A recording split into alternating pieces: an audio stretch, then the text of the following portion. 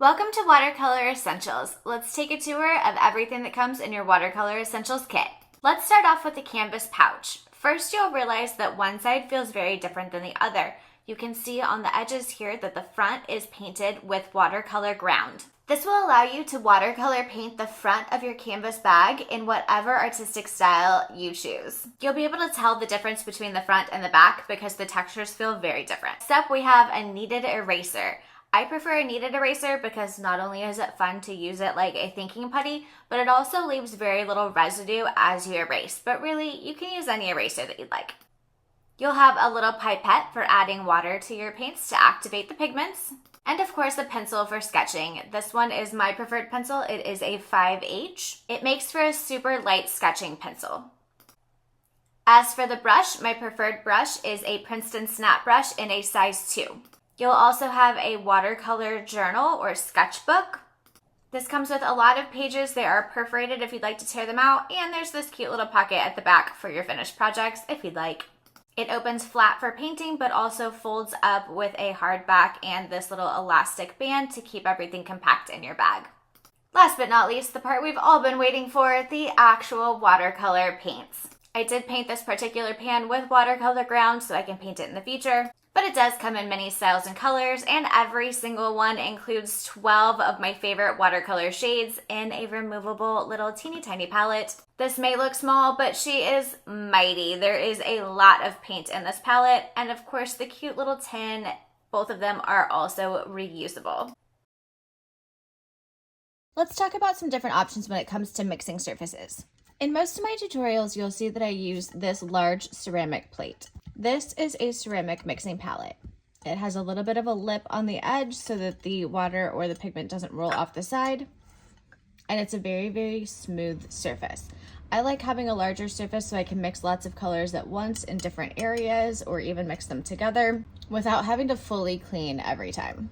However, when it comes to your Watercolor Essentials palette, you can actually just use the top of the tin as your mixing surface. This comes in super handy in a pinch or when you're on the road. Or if you just don't have a lot of space and you want to keep everything kind of compact, you've got a little surface right here. As for ceramic mixing surfaces like this, there are a few different options. This one has little puddles so that you can put each color in a different area. This is super helpful if you're mixing a lot of color at once and you want to keep the same color for a while. It will dry down and then you just reactivate it with water in your little well here. This does give you 7 little spots. You could put clean water in the middle and different colors in the sides, or use this as a separate little mixing spot too. Again, this is ceramic. It's quite heavy and not portable, but it does take up less space than my giant mixing plate. If you want something more aesthetic and cute for photos, you can always use little scallop dishes like these. This one is from Target. It does not have a lot of mixing space, and you can see the walls are also quite steep, which means your water is always going to run to the middle, so you really only have this much surface area to mix your colors. But if you just want something cute and tiny, aesthetic, fun, this will totally get the job done. This plate set is a set of 2. They're little ceramic plates. This gloss does make them a little bit more slippery with the water, and they do kind of pull together a little bit more. I like using the larger one over the smaller one. Again, you just get more surface area instead of just this middle part right here. You get these. You can, of course, use the walls for mixing, but your water is going to run down and start to pool in the middle. I like using these for videos and Instagram photos because they're cute. There's always plastic as well. This particular one has 10 little wells for your colors and then a giant mixing surface in the middle. For this, I would recommend either mixing your custom colors in the individual wells and then using the middle part to kind of thin out or water down your paints to get your different values, or if you need a bit more surface area when mixing. But you don't have to have fancy ceramic. You can use plastic, or of course you can always just use the lid of your little watercolor tin.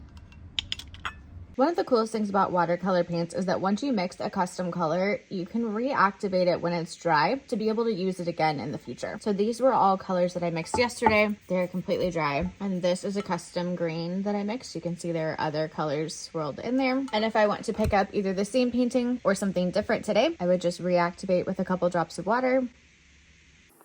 pick that pigment back up, mix in anything that's separated, and I can use my same custom color again. Reusable watercolor palettes are super easy to clean. These paints are all still wet, so really you can just take a dry paper towel or a dry cloth and pick them up.